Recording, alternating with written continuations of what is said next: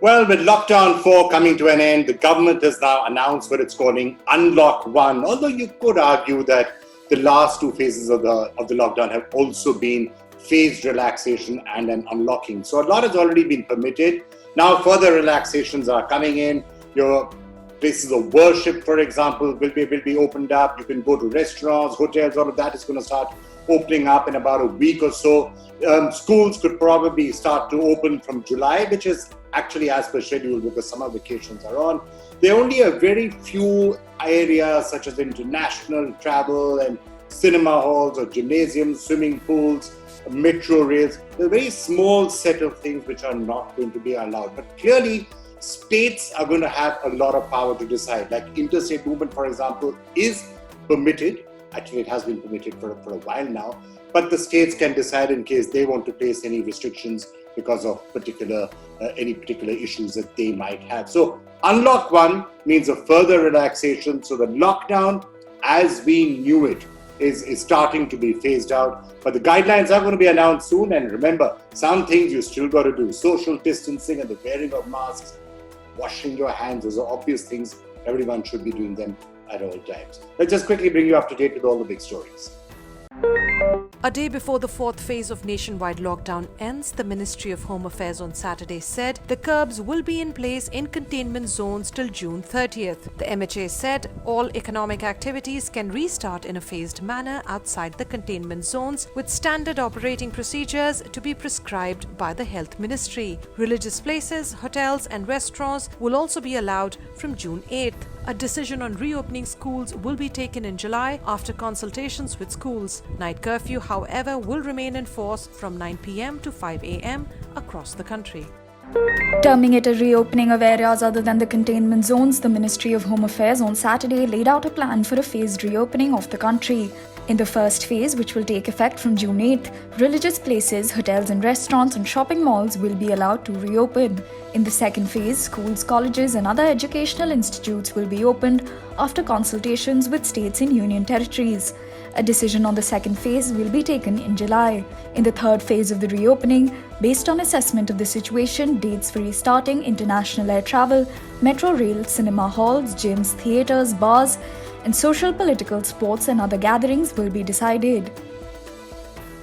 India has recorded its biggest spike day so far in the coronavirus cases, with close to 8,000 new infections. In the last 24 hours, the number of coronavirus cases in India went up by 7,964 to over 1,73,000, including over 86,000 active cases, according to the Health Ministry data on Saturday morning. The country also witnessed 265 deaths in the last 24 hours due to the pathogen, to take total fatalities to 4,971. Over 82,000 people have recovered from COVID infections so far. The central government has identified 145 new districts, mostly rural, that have reported COVID-19 infections over the past 3 weeks, the Hindustan Times has reported. It has warned that these districts could emerge as the epicenters of the disease if effective containment measures are not undertaken.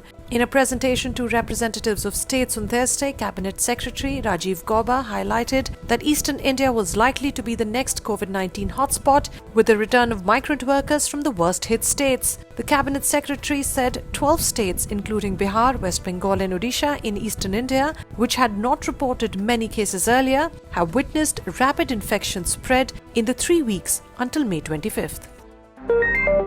The government may unveil another stimulus package to boost demand after the nationwide lockdown is completely lifted, the Hindustan Times reported, citing 3 officials.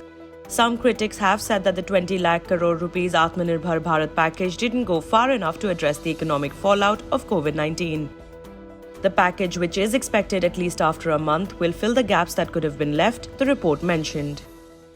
The number of coronavirus cases in Assam crossed the 1,000 mark with 177 new cases on Saturday.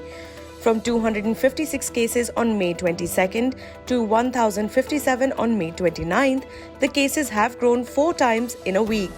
4 people have died due to the virus in the state so far.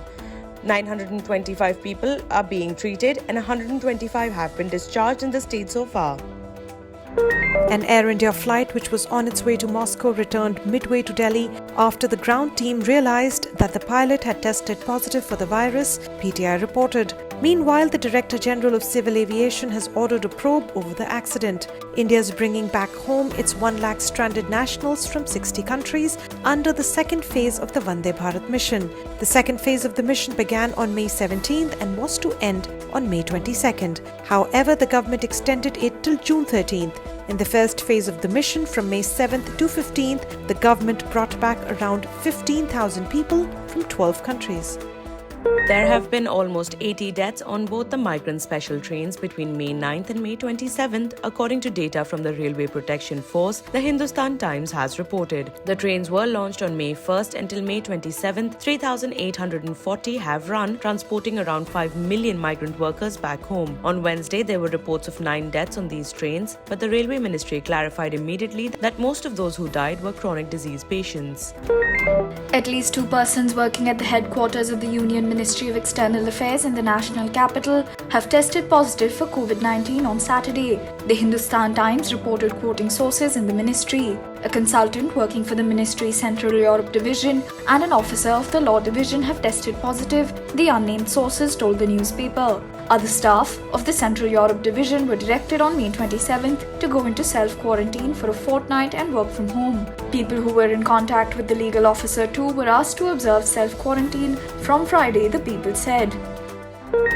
As many as 11 healthcare workers, including 2 resident doctors, have tested positive for coronavirus at the AIIMS on Friday, taking the total number of hospital staff infected so far to 206. PTI reported that more than 150 healthcare personnel have recovered and have returned to work. Over 64 healthcare personnel, including resident doctors, nurses, laboratory staff, technicians, sanitation staff and security guards, have tested positive in the last 3 days. China could offer a vaccine to the world as early as end of this year, according to a report published by the state media. The vaccine, jointly developed by Beijing Institute of Biological Products and China National Biotech Group Company, has completed phase 2 testing and may be ready for the market at the end of this year or early next year, said the report. Drug makers around the globe are racing to come up with a vaccine that has killed over 365,000 people world over. In total, 5 vaccines developed by Chinese companies are being tested on humans, which is the most in any country. President Xi Jinping has promised to share any successful vaccine globally.